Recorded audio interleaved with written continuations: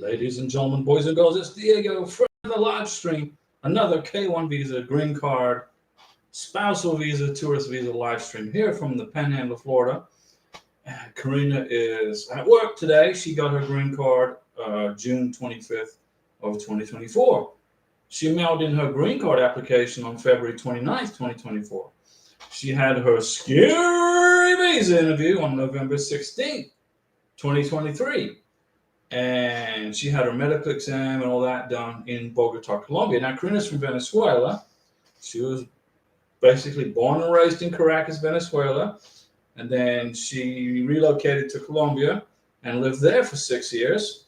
You know, she likes things like food, water, place to live, which, unfortunately, living in Venezuela right now is very difficult for folks who are of the mindset of entrepreneurship. So Venezuela is not a place to go right now until it becomes a free country.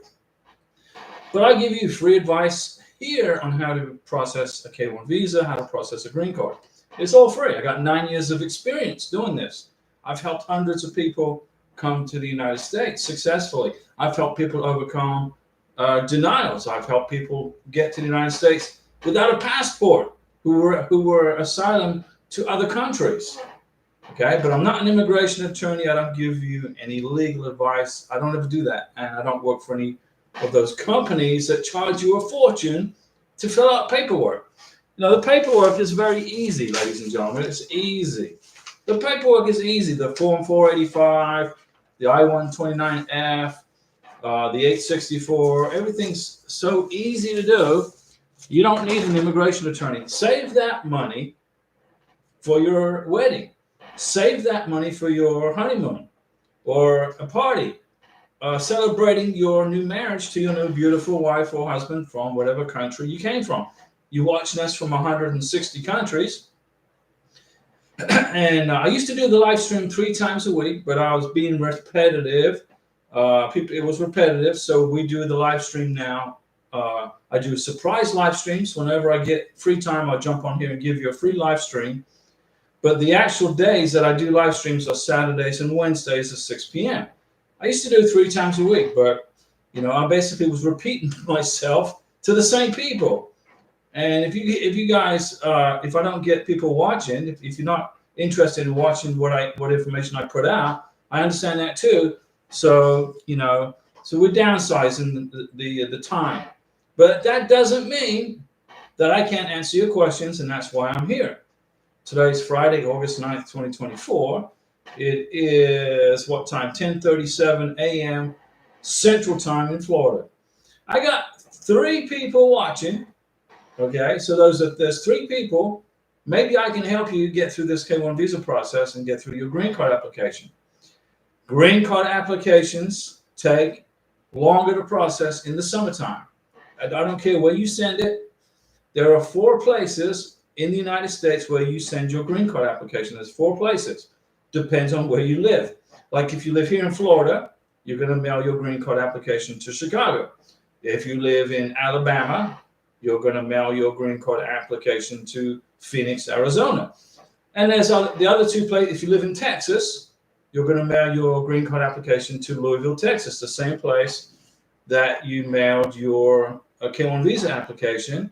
And there's another place, it's Elgin, Illinois. So there's 4 places that you send your green card application to. Depends on where you live. The processing time depends on what time of the year it is. Now let's take the Philippines, for example. The Philippines, May in the Philippines is probably the hottest month of the year. But it's also the busiest time of the year for processing K1 visas.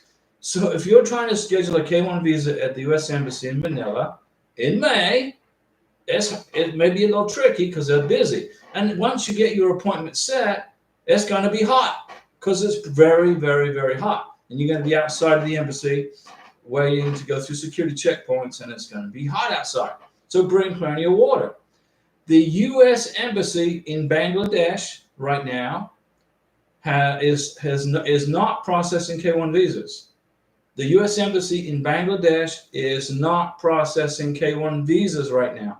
They are not processing tourist visas. They are not processing spousal visas. They are on lockdown, shutdown. Okay, they pretty much closed the door, locked the door, and went home. Okay, so if you are in Bangladesh, and there's some folks watching this from Bangladesh, you are not going to be able to get a K1 visa right away. Okay, I'm sorry about that. Put my head on right. I'm sorry about that, but that's because of the political turmoil. Okay, political conditions in a country affect visa processing.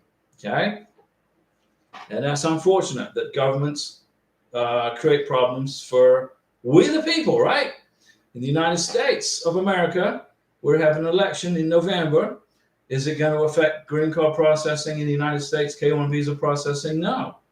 When we have an election in November, whoever wins the election, the presidency, they're not going to change the processing of green cards for legal residents.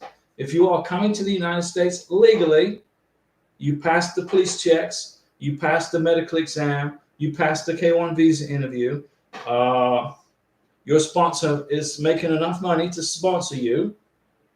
You can come to they are going to, the K1 visas and the State Department, whoever's in control of the State Department, whether it's under Republicans or Democrats, they're going to process K1 visas.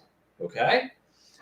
So don't worry about the election coming up in the United States. It's not going to affect anything other than if the Republicans get in and you are an illegal immigrant in the United States of America, then you're probably going to want to think about going back to wherever it is you came from and applying to come here legally. Because if Republicans get into the White House and you're here illegally, you're going to be put on a list of people that will be deported. It's just the way things roll. Life as a mom, what's going on? Good morning, Life as a Mom. Good morning, Diego. Good to see you. What's going on? Maybe I should make a video about comments that you guys post in YouTube. Maybe I should make a video about the comments. I'll read the comments in the YouTube streams, and not here, but other comments, and then make a video about it. Hobie 1115. Hey Diego, my wife and her child came together to the United States in November. Are the forms to change their status the same? Okay.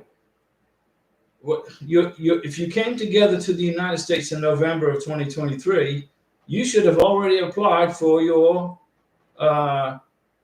green card. I'm assuming that you came in on a K1 visa. You said your wife and her child. No, it's not her child. It's both of your child. It's not hers. It's both of you. You are now responsible for that baby. That baby is yours also with your wife. Okay. And you came together in the United States in November of 2023. Did you apply for a green card in November of 2023? Or did you come in under a spousal visa? And you're asking me, do the forms change their status the same? What do you mean, what forms? When you apply for a green card, you got to make sure the addition date on the 485 is correct. You don't file for a K1 visa or green card with an incorrect addition date on the paperwork. See right here, you got to check the addition date. Okay, now this is probably expired now. I don't know, maybe not. But the addition date's right here, and the expiration date. That's what you got to look for. Okay, when you file your paperwork, go to, I put it right here. If you go to this website, uscis.forms/ or uscis.gov/forms.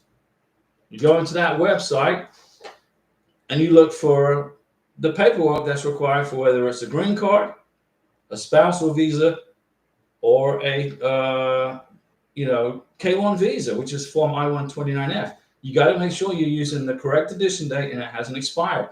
If you submit paperwork that's expired, the paperwork is going to be sent back to you. Hobie 1115. That's another story. Filed about a month ago. They declined it for a certain reason. You filed what a month ago? For the green card or for the spousal visa?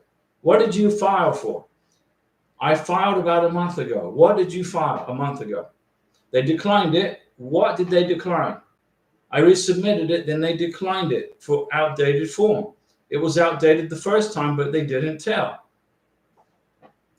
If you file for a green card or a K-1 visa and the form is out for the green card, if you file for a green card and it's on an outdated form, they're going to reject it and they're going to send it back to you and they're going to make you redo the paperwork. So you go to uscis.gov/forms, you look in there for the correct form, and if you're filing for a green card, it's going to be the 485 and the 864.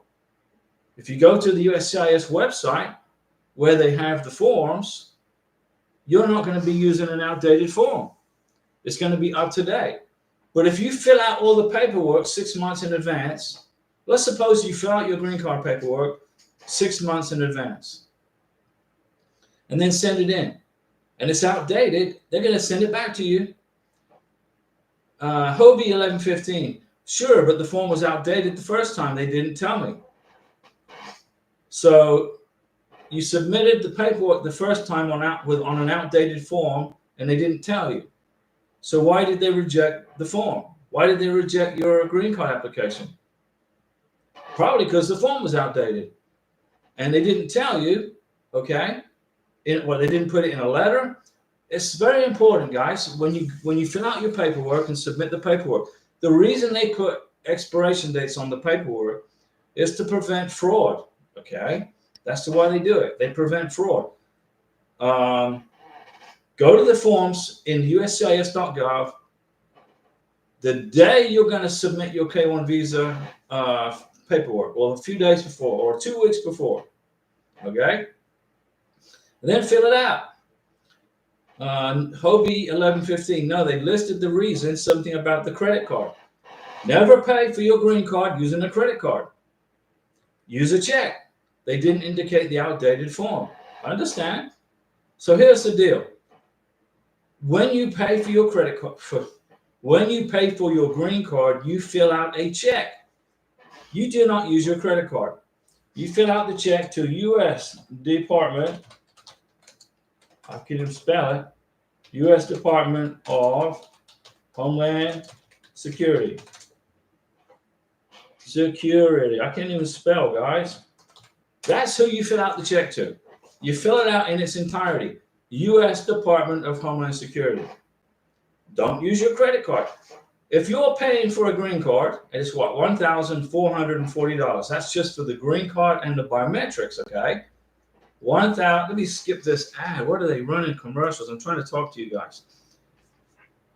When you fill out a check, don't use your credit card to pay for your green card.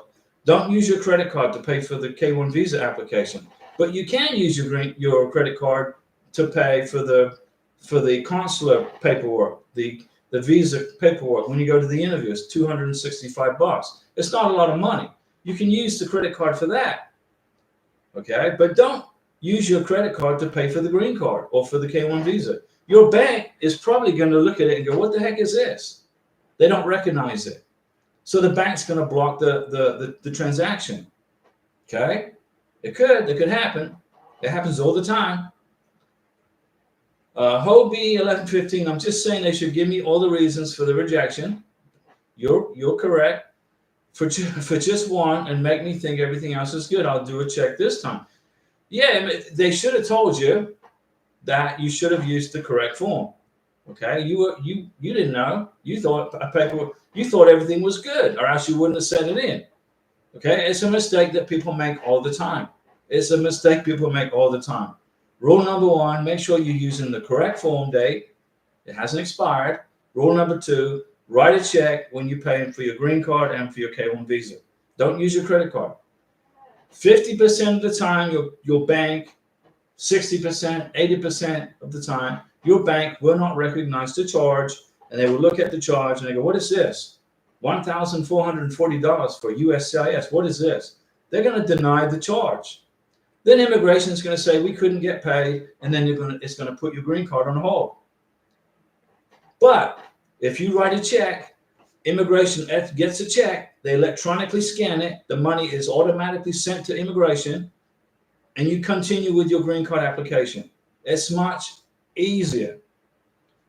Dina Alley, when I check visa status, it still says refused. Doesn't say processed. Doesn't say process administrative processing. Every embassy around the world is going to have a refused status on a K1 visa that's been approved, but it's going through T21G processing, or it's on hold because they're waiting for a medical exam. Let's suppose you go to the K1 visa interview. Happens a lot in the Philippines. You have your interview, but you're waiting on a sputum test, or you're waiting for, like in Jamaica, they're getting slow in Jamaica. The doctors in Jamaica slow in sending the medical exams to the embassy. So you go to your visa interview, you get approved, and then the medical exam hasn't showed up yet. So you get a 221G, and your K1 visa is going to say refused. Even though it's approved, it's going to say refused. It's around the whole world it does that. So Dina, you got to relax. It's just wait it out. You got to wait it out. But you got to stay in touch with the embassy. Send them an email. Check in with the embassy. Say, hey, what's the status? Put the receipt number from your NOA2 letter in the subject line of the email to the embassy. Okay? You got to maintain contact with the embassy. You send emails, but they won't respond. That's okay. Don't worry about it if they don't respond. But here's the deal. You can prove that you are maintaining contact with the embassy and you are maintaining communication with the embassy. Okay? You got to do that. Then print the emails so that way your NOA2 letter doesn't time out.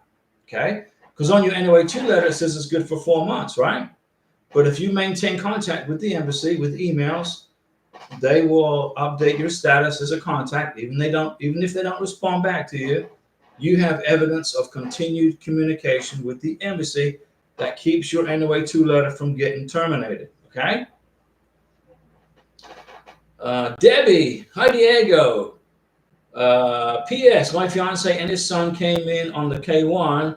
Do I have to do 2 485s? Yes. Now listen up, Debbie. I'm going to explain it to you. Okay? Here's what happens. You got 2 people applying for a green card. Okay? They both arrived on K1 visas. You got 2 people now applying for a green card. Okay? Your husband and his son. So you're going to fill out your son.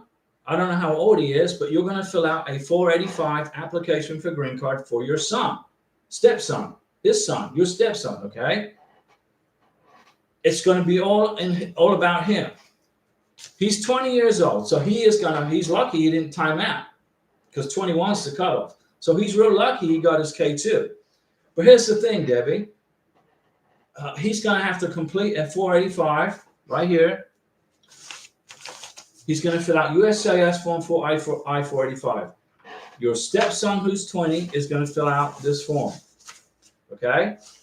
Your husband is going to fill out a Form I-485. You can help them with it if they don't understand, but you can help them with it. So they're going to fill out 2 Form 485s. You, Miss Debbie, are going to fill out 2 864s. 2. You're going to fill out 2 Form 864s. Affidavit of support. You're going to redo 2 medical exams. You're going to put together 2 green card packages, 1 for your husband and you, and 1 for your son, stepson. So you're going to have 2 green card applications. You're going to have to fill out 2 checks. If you are just paying for let me get rid of this commercial. So you're going to fill out 2 green card applications. You're going to fill out 2 Form I-485s. You're going to fill out 2 864s. You're going to repeat the medical exams for 2 people. 1 for your stepson, 1 for your husband. Okay? You're going to have evidence for 2 green card applications, but you can put the 2 green card packages together in 1 box to send it. Either UPS, DHL, or FedEx. Don't mail it. Okay? Don't mail it. Using this postal service. You make sure you use a courier service. So you're going to fill out a green card application for your husband, and you're going to fill out a green card application for your stepson. You're going to have pictures of your wedding. You're going to have proof of a honeymoon, perhaps. You're going to have your names, both names on utility bills, on the title to your car, which you now co-own together because you're man and wife. You're going to make sure his name is on the title to the car.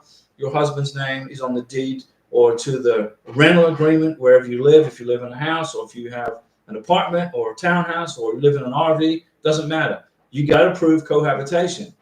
So you're going to put together a strong green card application for your husband, Miss Debbie, and you're going to put together a strong green card application for your stepson who's 20 years old.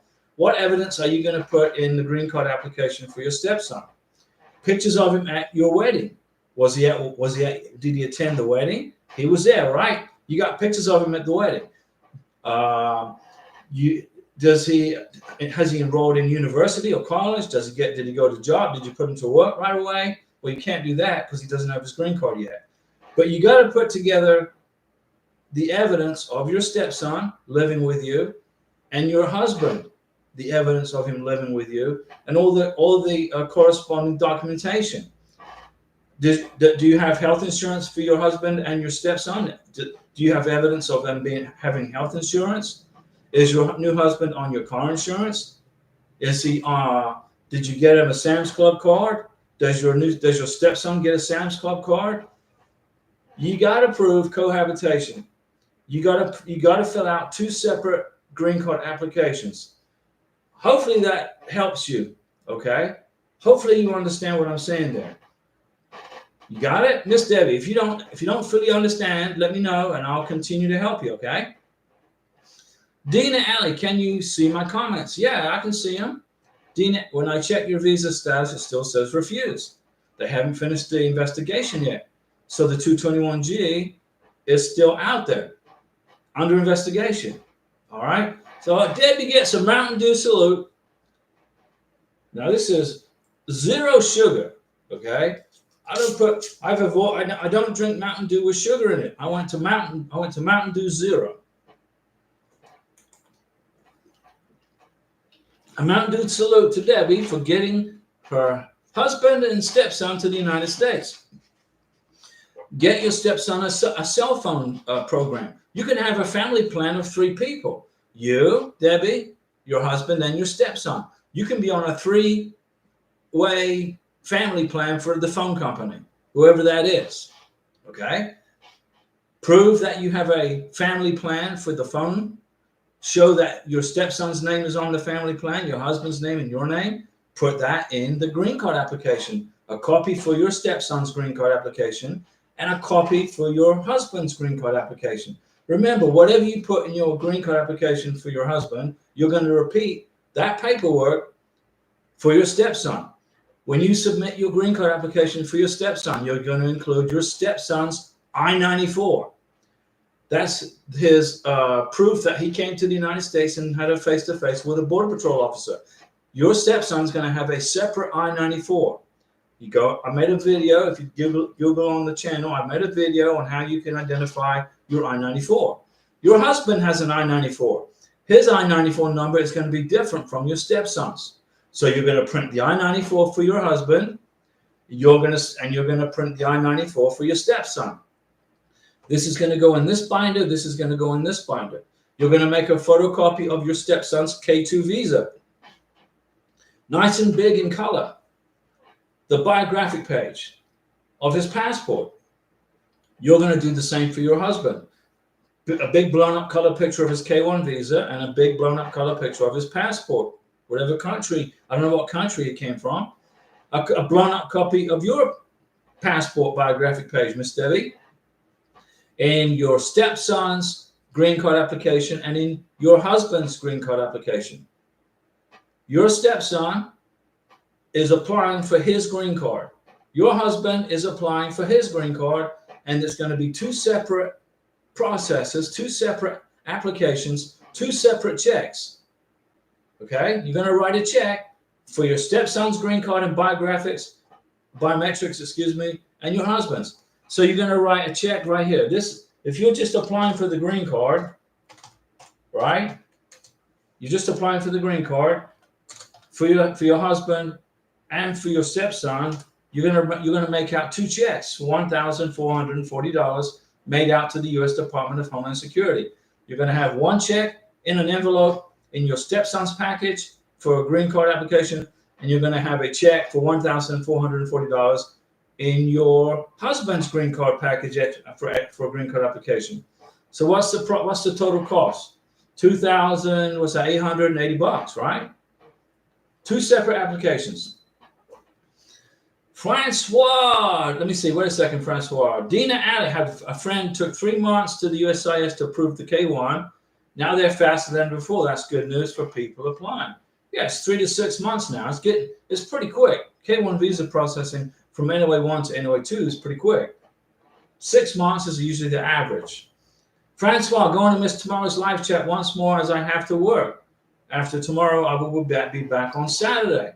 Well, Francois, we'll miss you, okay? And you can watch the rerun if you want. What's tomorrow? I don't even know what day is today. Today's what, Friday? Tomorrow's Saturday.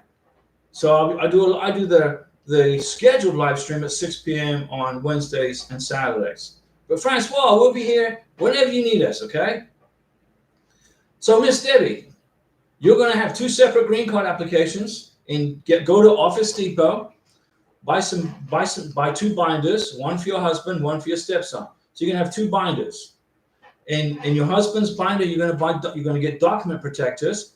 You're gonna put all of his evidence in his binder. On the front of his binder, you're gonna get a big picture of your husband and put green card application for and his full name right there.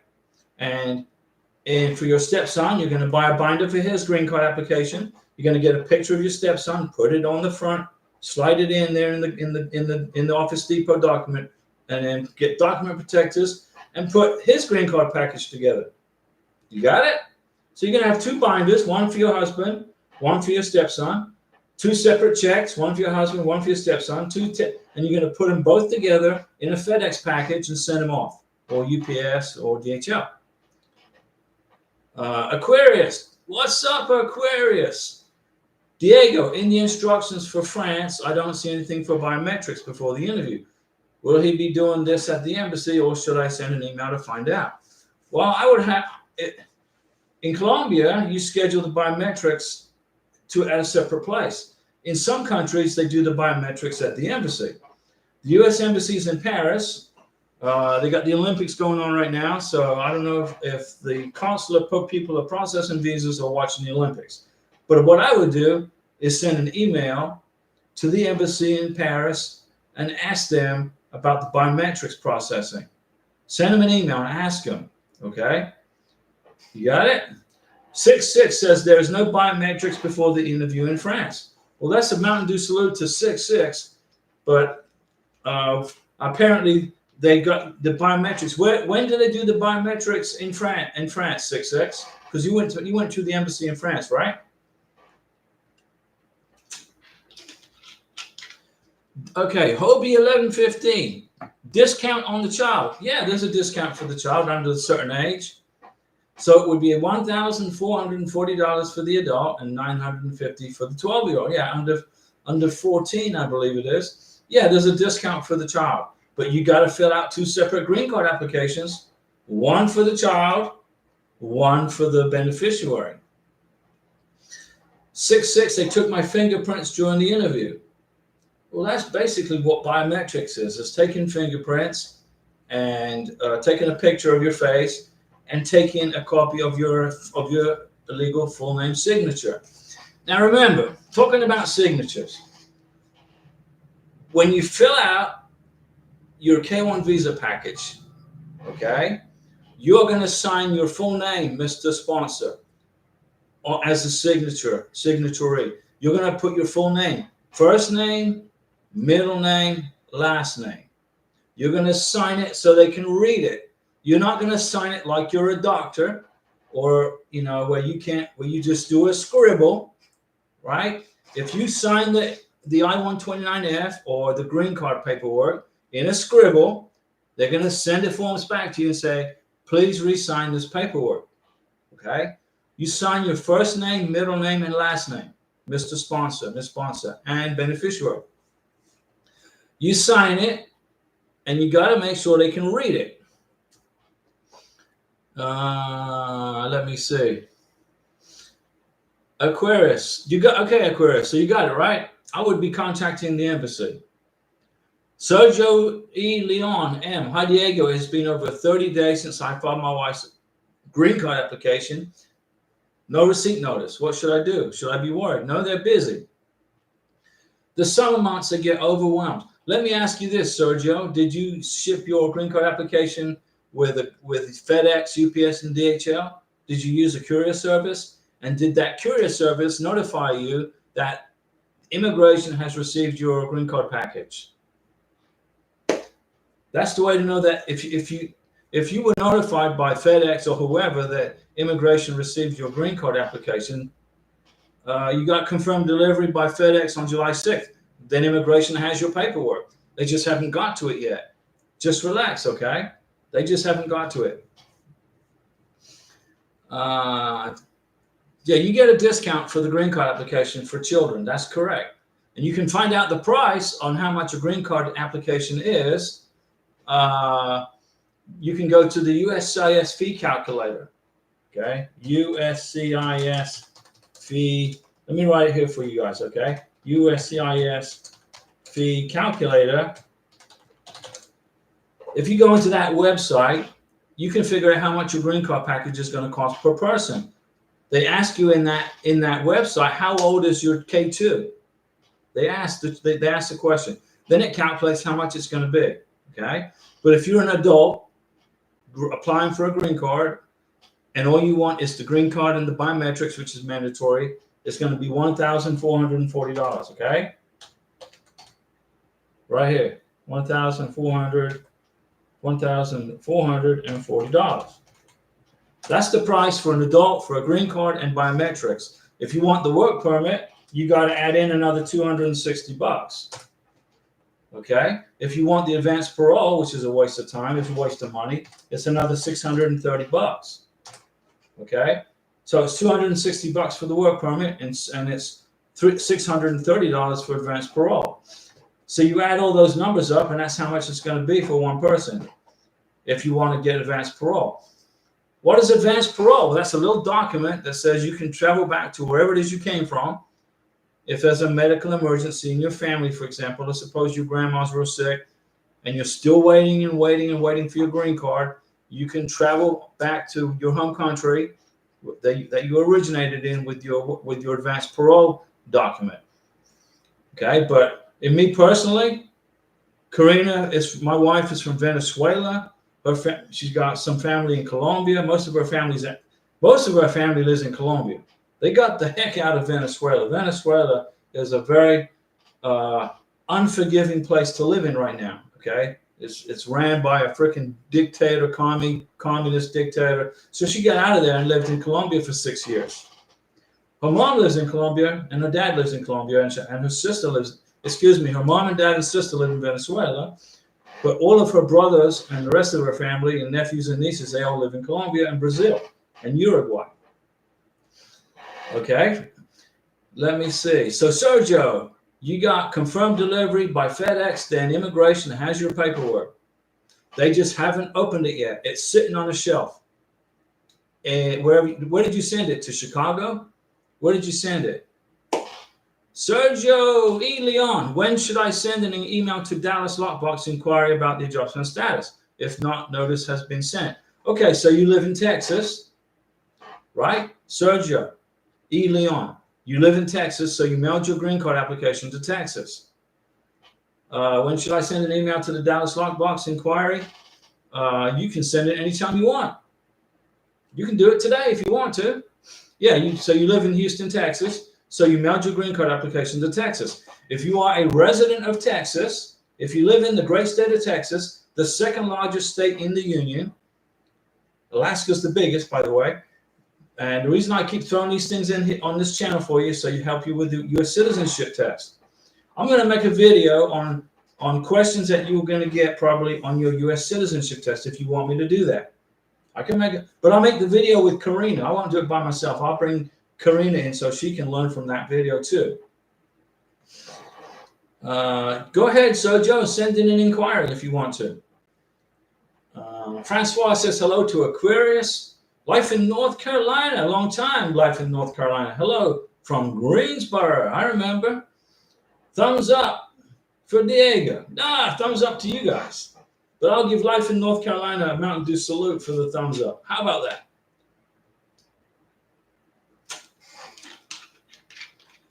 And Sergio, yeah, please make that video for peace of mind. Okay, I'll make a video, okay, on how to prepare for U.S. citizenship. And 66 says, I missed your question. Well, I think a commercial was running. Let me see. 66. Now, when a commercial runs, I don't see, I got to go back and see what I missed. Karina normally helps me with that. 66. Now I'm in Maryland. I applied for my NOA 1. You applied for your NOA 1. What do you mean? You're in Maryland. You applied for your green card. When I check my case status, they say biometrics appointment is scheduled, but I haven't received a notice yet. Well, 66, if your biometrics has been scheduled by immigration, they should have sent you a letter. Okay? They should have sent you a letter in the mail telling you where your biometrics is going to be, what day, and what time. So you got to contact immigration and ask them, where the heck did it get lost in the mail? Do you have informed delivery? Informed delivery, let me show you. I don't know if you have informed delivery. Let me show you what it looks like. But I put this on my phone. Right here, informed delivery. I don't know if you have it, but right here, I don't know if you can see that. But if you get informed delivery, you're going to see the post office will take a picture of your letter before it arrives for free and email it to you. Okay? I recommend you guys get that. Get informed delivery. Put the app on your phone if you want to put it on your phone. And that way, when you're in the middle of an immigration process, you're going to know when USCIS has sent you a letter, because you're going to get an email with a photograph of the mail coming to you. So you live in Houston, Texas. Sergio, yes, please make the video. I'll do that. I'll make a video on the questions you're going to get. Probably 99% of these questions they could ask you for the U.S. citizenship. Okay? If you're coming to live in America, I recommend you become a citizen. And if you are married to a U.S. citizen, if you come to the United States on a K-1 visa, get married to a U.S. citizen, you can apply for U.S. citizenship after 3 years from the issue date of your green card. I'll write it down right here. Issue date of temporary green card. It's a temporary. It's a probationary. Okay? You get a 2-year green card, right? So 3 years. 3 years. I'm going to write it down. 3 years from, this would be for other people to read. So 3 years from the issue date of your temporary green card, you can apply for U.S. citizenship, Ms. Beneficiary. Okay? So you get your 2-year green card. You look at the issue date. Add 36 months to that. 3 months before your 2-year green card expires, you're going to lift the conditions off that probationary 2-year green card and apply for your 10-year green card. Once you get your 10-year green card, you only have to wait probably about another 9 months. Then you can apply for citizenship. Once you become a U.S. citizen, you don't have to go through all this paperwork anymore, right? You don't have to go through all this once you become a citizen.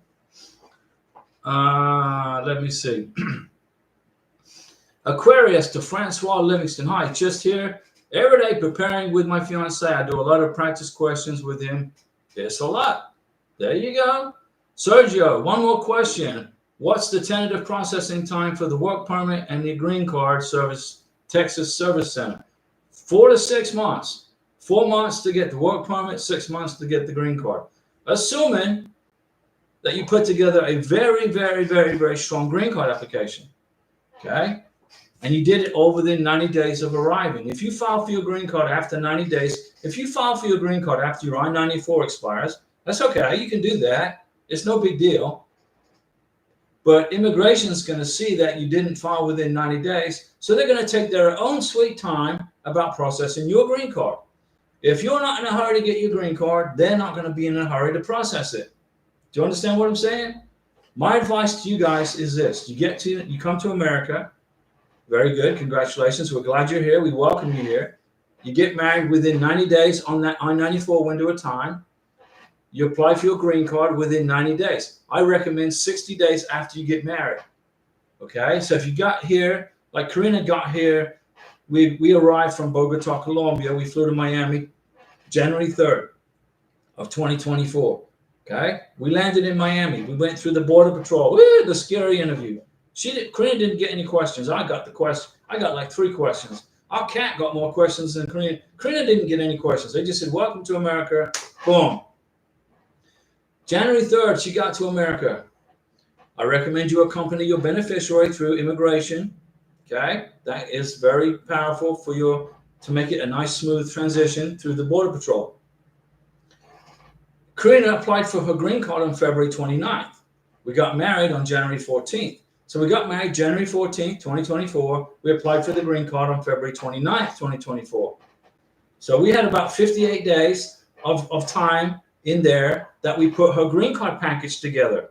That was more than enough time to get her on the bank accounts, to wait for the service receipts bills to come in. She's on the trash bill, the water bill, the electric bill. She's on my health insurance. It gave us plenty of time to put that paperwork together and wait for the mail to come in. We made copies of her bank statements with her name on it.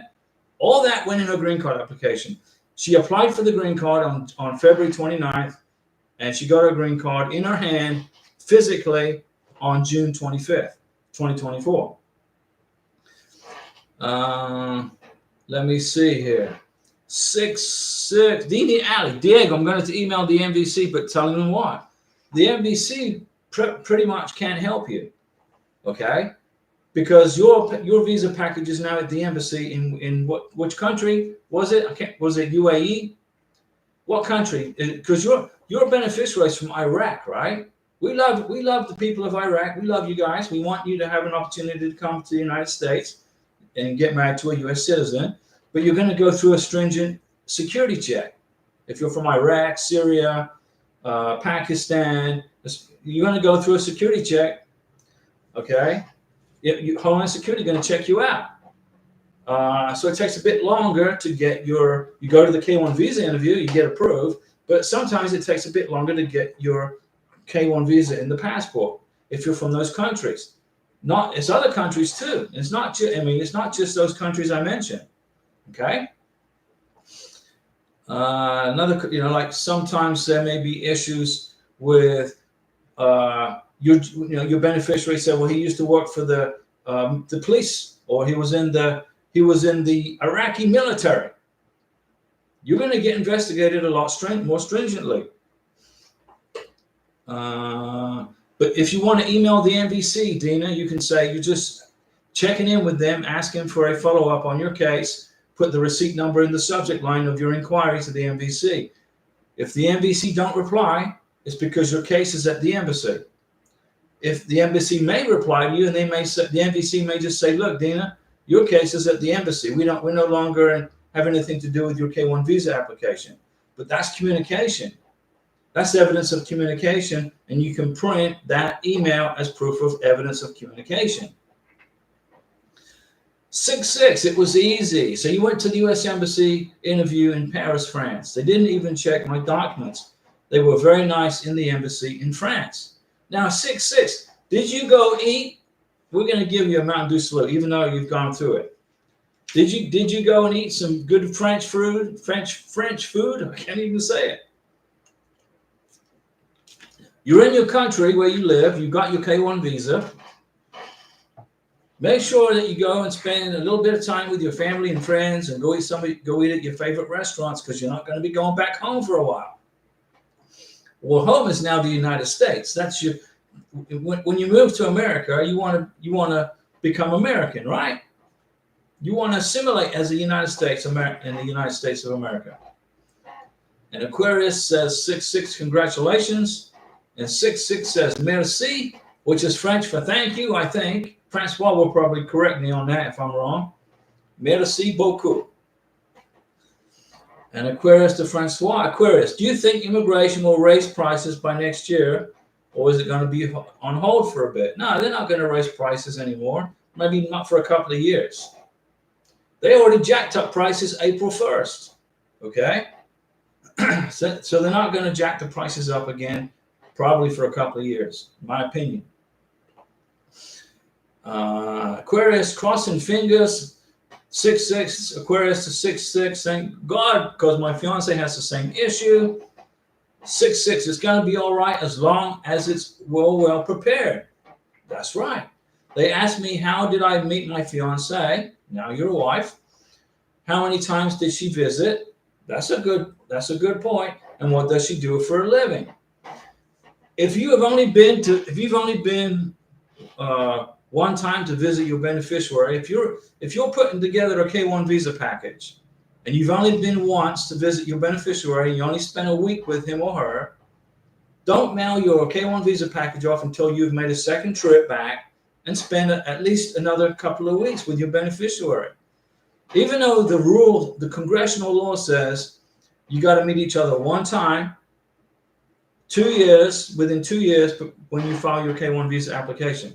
That doesn't mean you got to know each other for 2 years. It doesn't mean you got to be dating for 2 years. It doesn't mean you got to, be in a relationship for 2 years. What it means is you have to have met each other face to face one time within 2 years of the date that you mail your K1 visa. But if you want to make sure that you don't get any denials or requests for further evidences because they don't think your relationship is very strong, make sure you go back a second time and include those plane tickets in your K1 visa application. I lived with Karina and my wife for 2 years plus, 2.5 years. I rented an apartment in Bogota, Colombia with her. The Colombian government gave me a visa to live in Colombia for a year. I mean, my friend took care of the house. So I was very lucky, to have that opportunity. But if make sure you got plenty of evidence for your K1 visa application of being in a relationship. Aquarius, Diego, should I send an email to the embassy? My NOA2 window closes in September, but interview is scheduled in November because that is all they had. Yeah, you can. But if you have scheduled, Aquarius, if you have scheduled the visa interview for November, your NOA2 letter has been extended to November. Okay? Your NOA2 letter gets extended to the date of your visa interview. Do you understand? Karina's NOA2 letter expired September 16, 2023. Her K1 visa interview at the embassy in Bogota, the scary visa interview, was November 16th. So Karina's NOA2 letter had been expired for 2 months. But we maintained contact with the embassy. Well, I did. I'm sending emails to the embassy, okay, in Bogota. That kept the NOA2 letter from timing out, even though it timed out. I would send another email. Let me see. 6-6, that's it. She didn't even check the documents I brought. Oh, they check documents. They check them before the interview. They check. They've pretty much, the consular officer has pretty much made a decision on your case before you even go to the K1 visa interview. You bring all the documents in, okay? But if you forget something, there's a problem. Especially the I-134 and your tax documents. So Aquarius, go ahead and send an email, but you're good. Aquarius says to Life in North Carolina, hello. And Dina, Abu Dhabi, right. Abu Dhabi, the embassy in Abu Dhabi, the U.S. Embassy is still investigating your fiancé, okay, Dina? Because if I remember, he's from Iraq. He's from Iraq. He never served in the Iraqi military. He never worked in the Iraqi government. I think he had a job. I don't know. Was he working as a UN helper or something? He's going to be fine, but the process is slow. Okay? Dina, it sucks. I know it stinks. When Karina went to her K1 visa interview in Bogota, Colombia, When Karina went to her K1 visa interview in Bogota, Colombia, everything was perfect. She passed her K1 visa interview. They asked her 12 freaking questions. It was like an interrogation. But here's the thing. Because Karina was from Venezuela, living in Colombia for 6 years, they wanted an Interpol police certificate. So that was a curveball that I got from left field. I had no idea. There's no mention of Interpol police certificates anywhere on the U.S. Embassy website in Bogota. But we got it. Karina got it. So we ended up being delayed a month on getting her passport back. So they took her passport on November 16th, okay, 2023. She passed the K1 visa interview in Bogota, in Bogota, Colombia. They took everything and they said, well, we need an Interpol police certificate. Here's how you get it. And the consular officer gave her directions that were not correct. So I had to fix that. But we got the police certificate, the Interpol police certificate, in 4 weeks. So we were in Colombia an extra month and I ran out of cash. I brought enough cash through November 30th. Okay. So I had to pay rent on the apartment for another month for December because we got stuck in Colombia because of that stupid police certificate. Okay. Well, it's not stupid. I know it's not. I retract that. The police certificates are important, but it added a month of time. So Karina's brother lent me like 3 million Colombian pesos so I could pay the rent on the freaking apartment. Then I paid him back. Okay. So sometimes you get a curveball at a visa interview. Okay. So we finally left Colombia January 3rd. We were supposed to leave on November 30th. Okay. So be ready for, you never know what's going to crop up at a visa interview. Hobie 1115, the visa game for the green card. This wife is $1,440. That's correct. That's for the green card and for the biometrics. $1,440 pays for the green card and the biometrics. $630 pays for the advanced parole. Why you need advanced parole is totally beyond me, because you're going to get your advanced parole document and then a little bit after that you're going to get your green card. So that's like just throwing money in the toilet, but that's my opinion. $0 for the I-765 for the child, and then $950 for the child's green card and biometrics, correct? And then another $630 for advanced parole. Yeah, you got to buy two advanced. If you want an advanced parole document for your wife and your child, you got to pay 2 advanced parole fees. Okay, that's $630 times 2. Okay, if you got 2 people applying for advanced parole, okay, it's $630 times 2. You're gonna have, it's a waste of money. It's a waste of freaking money. Wait for your green card, and then go back home. If you miss your home country that much, where you got to have an advanced parole document, you know, that doesn't make sense to me. In my opinion, advanced parole should just be gone away, because you're moving to America to live in America and become eventually a U.S. citizen, hopefully. You're not moving to America just to gonna be flying, using your green card as a freaking visa to go back and forth to whatever country it is you started from. When Karina landed in America, praise God for everything, for her protection over her, and why would we want to go back to Colombia? Maybe for a vacation in 3 or 4 years to see her family, you know. But the only time you would really want to get an advanced parole document to travel before you get your green card is if you have a sick family member, like grandma, or somebody's very sick. If somebody's very sick in the family, you come to America, you apply for the green card, and you have to go back to your home country to go to a funeral or take care of your sick friend, brother or sister, just for a temporary piece of time. Aquarius, that's a lot of money. Sick is correct. It's a lot of money. Dina Ali, I have the email for Abu Dhabi. Aquarius, thanks Diego. No problem, Aquarius. K Messenger, hello Diego. Hope all is well. We're good. Quick question: we show receipt to USCIS in Dallas. green card, but still no confirmation from USCIS, how long should it take? Let me read that again. All is well. We have the receipt to USCIS in Dallas green card. You got the NOA-2 letter. You got the I-797 confirmation letter from immigration. Is that what you're telling me? But still no confirmation from USCIS. Well, in the summer, it takes a lot. They're busy. In the summertime, they're very busy. Immigration in Texas, Chicago, Elgin, Illinois, and Arizona. They're busy in the summertime. Okay? As long as you know that immigration received your green card application, right? They received it. You sent it UPS, DHL, right? Whatever. You got confirmation from the courier that it was delivered. So now your packet of stuff is sitting on a shelf in I think Texas for you, right? So what you're going to do now is wait for them to open the box, pull out the G1145 form, and send you a text message to say they received your green card application, and they're going to send you a receipt numbers in there, which you can use to track your case, okay? It's been about 3 weeks since the receipt. It's going to take a bit longer. They haven't cashed a check yet. They haven't opened the box yet. Trust me, immigration love your money, okay?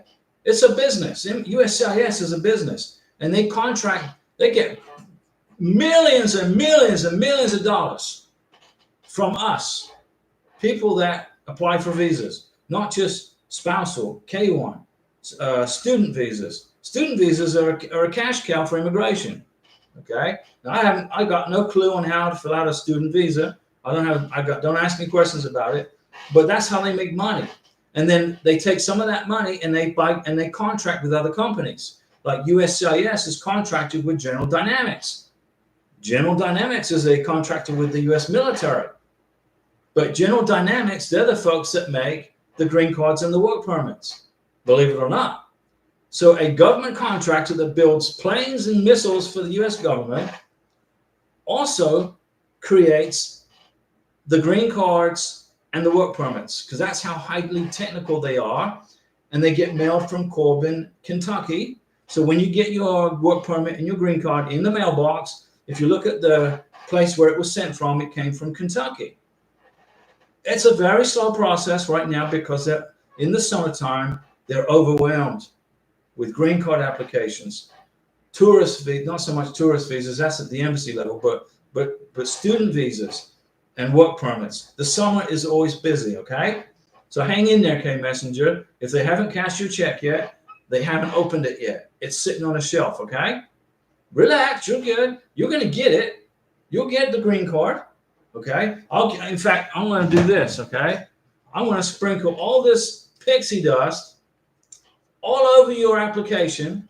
This never fails. Whenever I put pixie dust on somebody's application, then they hear from immigration.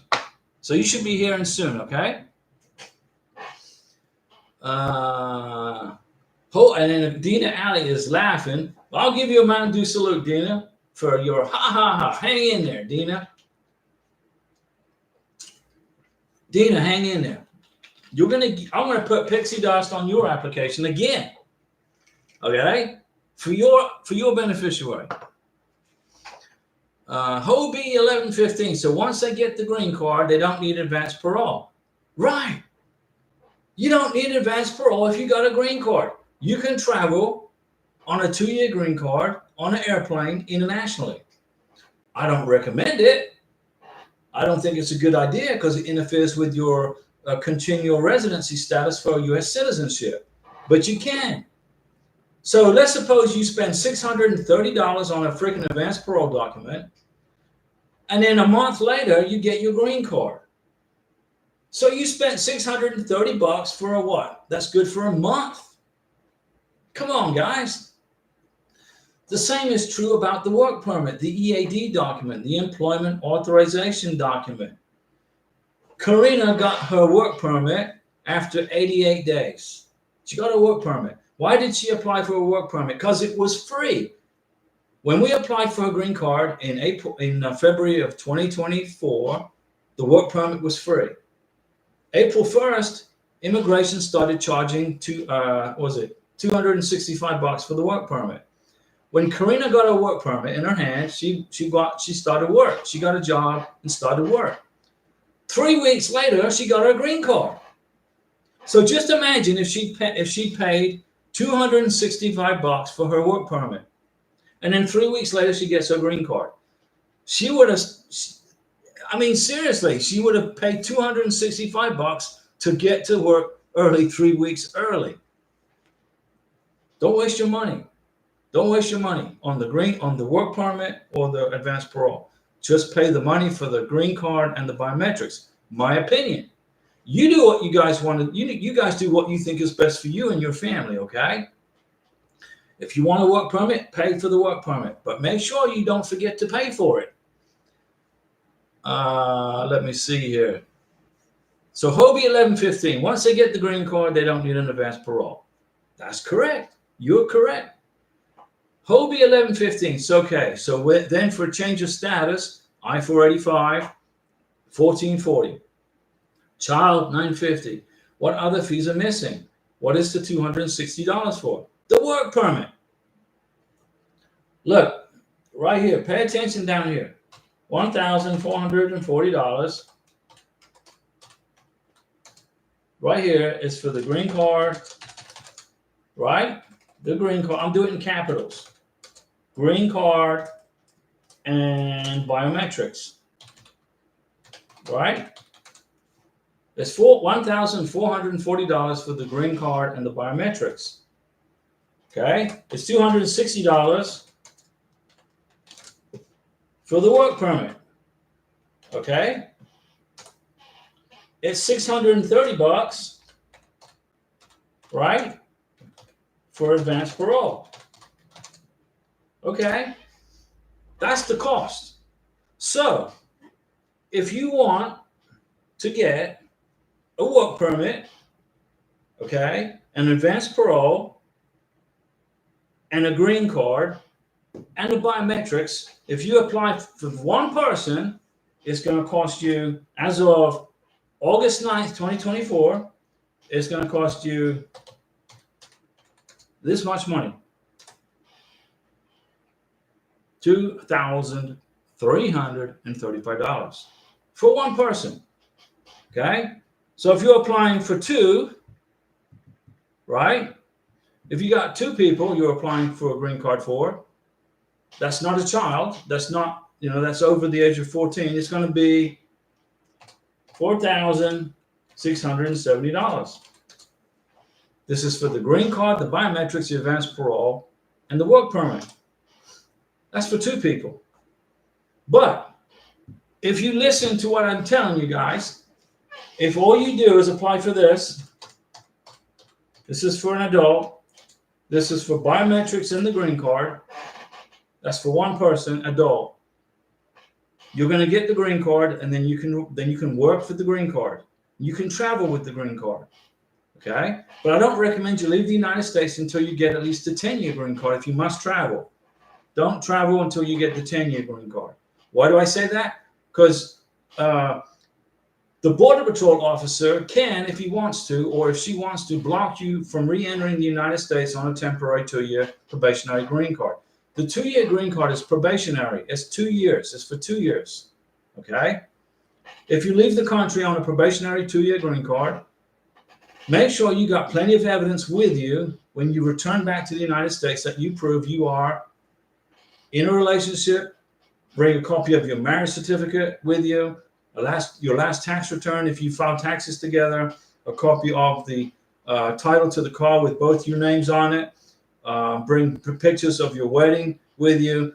If you travel outside the United States on a 2-year green card, make sure you bring with you evidence of your relationship with your husband or wife. So when you come back to the United States after your 2-week vacation, okay, if the Border Patrol officer says, why did you leave the country on a 2-year green card? Why did you leave the country?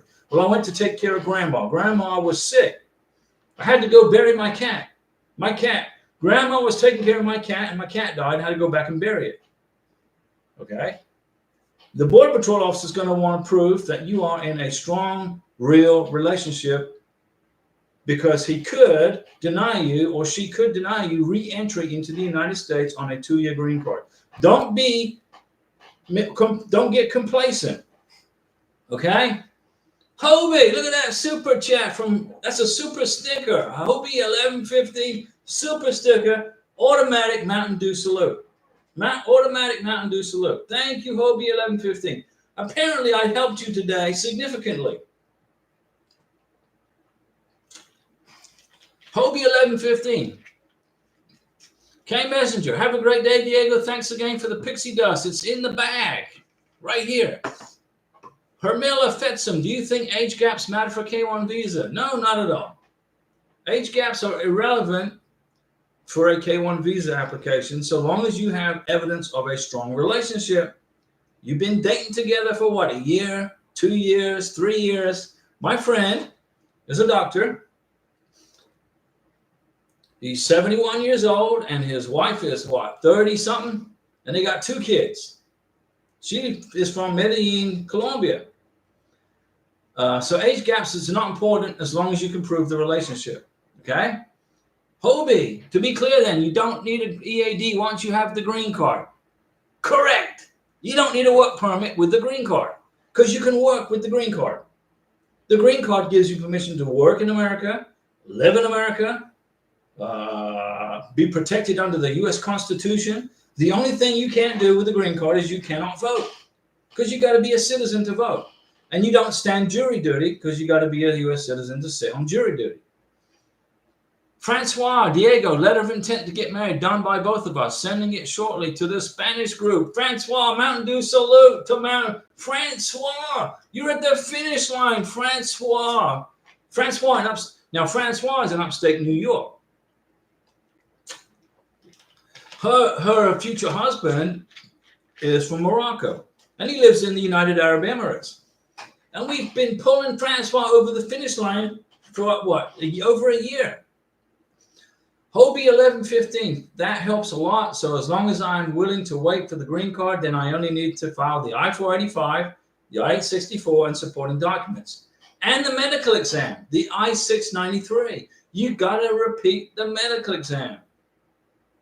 Listen, when you get to the United States, your K1 visa becomes obsolete. It's irrelevant.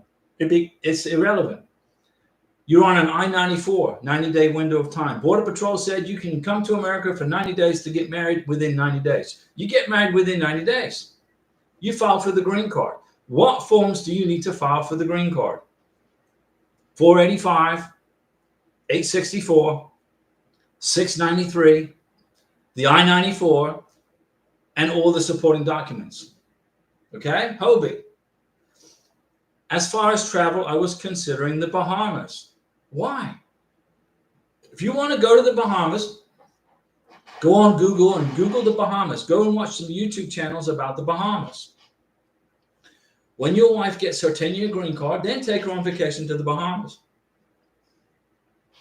Just wait. Karina and I, we're not going anywhere other than within the United States until she becomes a U.S. citizen. When Karina becomes a U.S. citizen, then we're going to go back to Colombia for a vacation. You know, maybe a couple of weeks, 2 or 3 weeks. Depends on her work schedule too. Okay? We're going to go, we were hoping to go to Venezuela, but that election was, questionable, right? So her mom and dad in Venezuela are once again chained to the dictatorship of Maduro, you know? So I can't go to Venezuela because of the communist dictatorship there. I wanted to go there. But we're going to travel after she becomes a U.S. citizen. My advice is don't travel until you become, at least until you get your 10-year green card. But Hobie 1115, thank you for that super sticker. It's awesome. The Mountain Nomads. Hey, Diego, we are waiting for the National Visa Center to get our case number, and our case has been sent to the National Visa Center July 5th. Okay, so send them an inquiry. Mountain Nomads, send them an inquiry. Hey, and in the receipt, in the subject line of the inquiry, put your NOA2 letter, the receipt number. Ask them. You're from Morocco. Beautiful. So your embassy appointment was in Casablanca. Will be in Casablanca. And we sent them an inquiry, and they said, unfortunately, the NVC cannot predict when this case will be sent to the U.S. Embassy or Consulate General. No problem. Don't panic about that. Don't panic. Print that email, because that extends your NOA2 letter. Okay? Wait a couple of weeks. Send another inquiry. Debbie, hi Diego, do they check for cannabis in the medical? Yes. They look for drugs in the blood. They do a blood test. Okay? They also ask you questions in the medical exam regarding stuff like that. They will find it if you use it. Now, I'm not saying that you do, Miss Debbie, or your family, but they will definitely cause a big problem. It will be a big problem if you have drugs in your system in the foreign country. The U.S. government, the K-1 visa, will probably be put on a 1-year hold. Okay, there's lots of stuff that goes on during that process at the medical exam if you get caught with drugs in your blood. The Mountain Nomads, you're from Morocco. You sent the inquiry. Send another one in another 2 or 3 weeks, okay? The Mountain Nomads, when do you think the appointment will open up in Morocco? Do you think Moroccan embassy or consulate are too busy? Yeah, they're busy right now. It's in Casablanca. They're real busy right now, okay? It's going to probably take, I would say, 8 weeks. It could take another 2 to 3 months, all right? I hate to bust that to you, but it is what it is. Just relax, okay? You'll get it. Hobie 1115, last question. You're advising to not travel outside the United States until we get the 10-year green card, which we won't get until 2 years. That's exactly what I'm saying. That's exactly what I'm saying, Hobie 1115. A 2-year green card is a probationary green card, okay? A 2-year green card is a probationary green card. What does that mean? It means that immigration and the Border Patrol can block your re-entry into the United States on a whim. They don't like something. You offended the Border Patrol officer somehow. They don't. When you get your 2-year green card, stay in America. Stay in the United States. Don't go anywhere. That leaves the United States. When you get your 10-year green card, go take your vacation. Go see grandma. It's my opinion. I have seen people get denied re-entry into the United States on a 2-year green card. They went to see grandma. Grandma was sick. Grandma passed away. Person had a 2-year green card. Okay, I think it was from India. They went to see grandma. Grandma passed. They were gone for like 3 months. Grandma passed away. Came back to the United States, and the Border Patrol said, "Okay, you've been gone for 3 months. Why were you gone for 3 months?" Well, my grandma was sick. Okay, show me the evidence that grandma was sick. They wanted to see a copy of the death certificate of grandma. They wanted to see all this evidence that this person lived in the United States. Okay? They wanted to see proof of evidence of the relationship. Do you have your marriage certificate to your U.S. citizen husband with you? Do you have your last tax return? Are you on the title to his or her car? Are you sharing? Are you on the bank? Do you have bank statements together? And she said, "No, I just went to see my grandma and she passed away." They wouldn't let her back in. So she had to go back to India. She went back to Mumbai. She went to the U.S. consulate in Mumbai, and they had to write her a letter. They had to do something where they would allow her to come back to the United States. Don't do it. 2-year green card is you are in America for 2 years, love it or leave it, is what they're saying. But it's up to you. It's up to you. You may not get blocked. You may not be denied re-entry into the United States. Like there's a young lady who lives in Michigan. She has a job assignment in Norway. I think it's Norway or Sweden. She has to go work in Sweden with her U.S. company that she works for. She came to the United States on a K-1 visa, got married. She works for a pharmaceutical company. They're sending her to Sweden on a work assignment for 2 weeks, I think, or 10 days. She asked me, "What do I do?" I said, "Get a letter from your company that is directing you to go to Sweden for work for 10 days, from here to here." Make sure you get copies of your marriage certificate, your driver's license, an affidavit from your husband saying that you understand that you're going to be working in Sweden for 10 days, blah, blah, blah, blah, blah. That will protect her so she can come back on her 2-year green card without getting a hassle from the Border Patrol. Aquarius is exactly right. The 2 years will go by very fast. The Mountain Nomads and Diego, my fiance has a $6,000 debt that puts her in low credit score. Immigration don't care about your credit score, but we haven't paid it yet. What is your advice to get the credit score raised up, like how that works? Because we cannot pay it off, and don't worry about it. Immigration couldn't care less what your credit score is. What they care about is your income. Okay? If the income is good, if you make enough money that is sufficient for immigration above 125% of the federal guidelines, you're good. Immigration don't check your credit score. They're not going to look into your debt. But when you fill out your 864, the affidavit of support, okay, it's going to show up there that you got $6,000 worth of debt. Okay, you and everybody else in America, right? Relax, you're good. Okay, guys, I've been talking long enough. I'm going to get ready to go pick up Karina. I'm the taxi for Karina. She's at work. She hasn't got her driver's license yet. She takes her test next month. So I'm the taxi. I'm the Uber. So I'll be back tomorrow at 6 p.m. Thanks for stopping by the live stream. I hope you learned some new things today. I hope you got more educated on this process. I hope that you are not paying immigration attorneys all this ridiculous amounts of money to do this. I can give you the info for free. Matt Nomads says, because she lives with her mom, we are trying to get our place, but it's so challenging. Don't worry about it. As long as the income's there, you're good. GS, hey Diego, hope you're coping with the Pensacola humidity. I have, as the beneficiary, substantial cash savings once the money is transferred to the USA. Is this subject to Uncle Sam tax? Well, when your savings account with your husband, when you get married, will be however much money interest you make on your income. Is the interest is what they look at. So the bank's going to pay you interest on all the money that's in the account. You're going to be commingling money together. Your husband-to-be and your money will be commingled together, right? In one bank account, and that bank account's going to make interest. The bank will notify the IRS how much interest you made on that money, and you're going to get probably a 1099, I think. The bank sends you saying how much interest you made, and you must include that on your tax return.